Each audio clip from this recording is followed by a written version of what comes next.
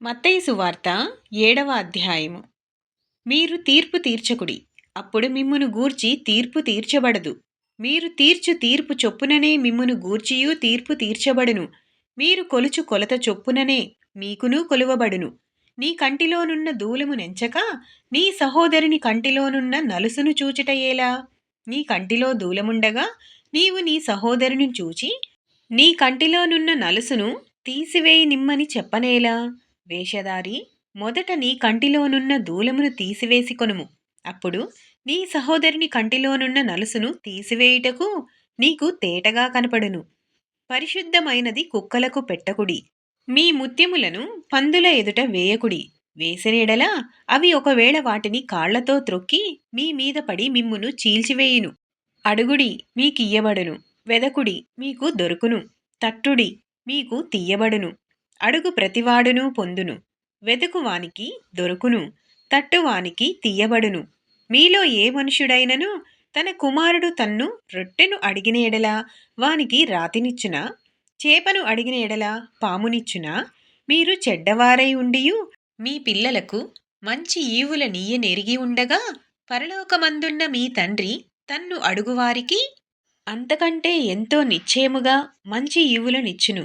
కావున మనుష్యులు మీకు ఏమి చేయవలెనని మీరు కోరుదురో అలాగుననే మీరును వారికి చేయుడి. ఇది ధర్మశాస్త్రమును ప్రవక్తల ఉపదేశమునై ఉన్నది. ఇరుకు ద్వారమున ప్రవేశించుడి. నాశనమునకు పోవు ద్వారము వెడల్పును, ఆ దారి విశాలమునై ఉన్నది. దాని ద్వారా ప్రవేశించువారు అనేకులు.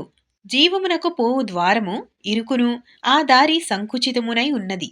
దాని కనుగొనువారు కొందరే. అబద్ధ ప్రవక్తలను గూర్చి జాగ్రత్తపడుడి. వారు గొర్రెల చర్మములు వేసుకొని మీ యొద్దకు వత్తురు, కాని లోపల వారు క్రూరమైన తోడేళ్లు. వారి ఫలముల వలన మీరు వారిని తెలిసికొందురు. ముండ్ల పొదలలో ద్రాక్ష పండ్లనైనను పల్లేరు చెట్లను అంజూరపు పండ్లనైనను కోయుదురా? అలాగుననే ప్రతి మంచి చెట్టు మంచి ఫలములు ఫలించును. పనికి మాలిన చెట్టు కాని ఫలములు ఫలించును. మంచి చెట్టు కాని ఫలములు ఫలింపనేరదు. పనికి మాలిన చెట్టు మంచి ఫలములు ఫలింపనేరదు. మంచి ఫలములు ఫలింపని ప్రతి చెట్టు నరకబడి అగ్నిలో వేయబడును. కాబట్టి మీరు వారి ఫలముల వలన వారిని తెలిసికొందురు.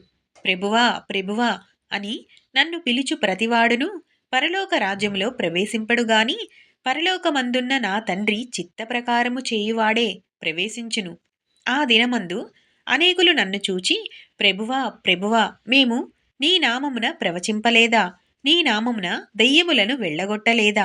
నీ నామమున అనేకమైన అద్భుతములు చేయలేదా అని చెప్పుదురు.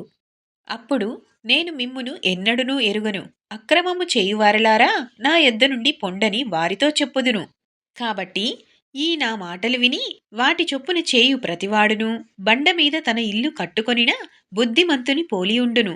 వాన కురిసెను, వరదలు వచ్చెను, గాలి విసిరి ఆ ఇంటి మీద కొట్టెను గాని దాని పునాది బండమీద వేయబడెను గనుక అది పడలేదు. మరియు ఈ నా మాటలు విని వాటి చొప్పున చేయని ప్రతివాడు ఇసుక మీద తన ఇల్లు కట్టుకొనిన బుద్ధిహీనుని పోలియుండును.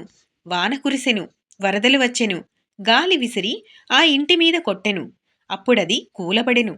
దాని పాటు గొప్పదని చెప్పెను. యేసు ఈ మాటలు చెప్పి ముగించినప్పుడు జనసమూహములు ఆయన బోధకు ఆశ్చర్యపడుచుండిరి. ఏలయనగా ఆయన వారి శాస్త్రుల వలె కాక అధికారము గల వాని వలె వారికి బోధించెను. ఆమేన్ ప్రభువా.